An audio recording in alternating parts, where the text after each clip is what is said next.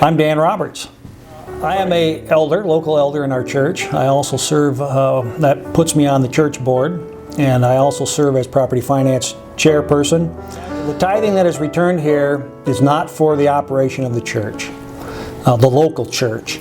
It is not kept in any capacity to fund the church or to fund any position in the church, like this church secretary or teacher's salary.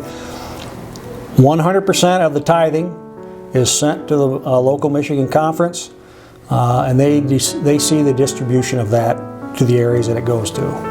I'm Brian Shade. I serve on the Property and Finance Committee by virtue of the fact that I am the head deacon. There are a number of people on the committee.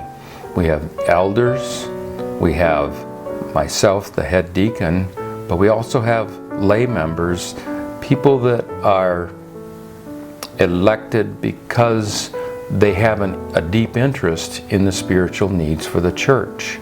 And since we don't use any funds out of the tithing for the operation of the local church, those funds all come from your combined budget, which are up and above the tithing.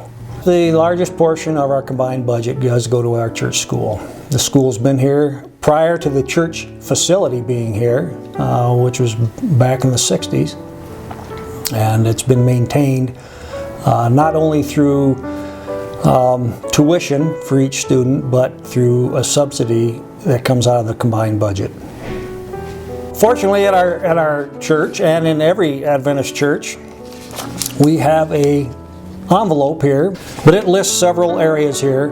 The tithing on the top, 10%, and then local church combined budget. There's also Michigan Advance, which is they recommend at least 1%. Our local combined budget, we like to see about at least 5% of your income returned. And then you've got the world budget, which their recommendation is 2%. God is very willing to give us everything. He gave us Jesus Christ, and as a result, we have salvation for eternity. And so we need to respond in kind through the goodness that He has blessed us in our heart, so that as we return a faithful offering, He can then turn around and bless us even more. Because the promise in Malachi is that if we will return a faithful tithe and offering, then God will pour out a blessing that we won't be able to receive. And in my own life, God has blessed us. Even since I was a 12-year-old young man, I made a commitment to the Lord that I would return a faithful tithe and offering. And the Lord has blessed that over the years, many, many times. He has provided things not just tangibly, but intangibly. I could go on for a long time talking about how wonderful God has blessed me and my family, because He has led us to return a faithful offering.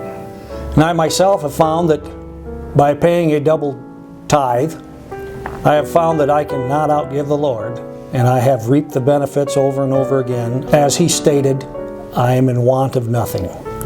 As He tested me and I remained faithful, I started to experience the benefits of returning a faithful tithe and offering.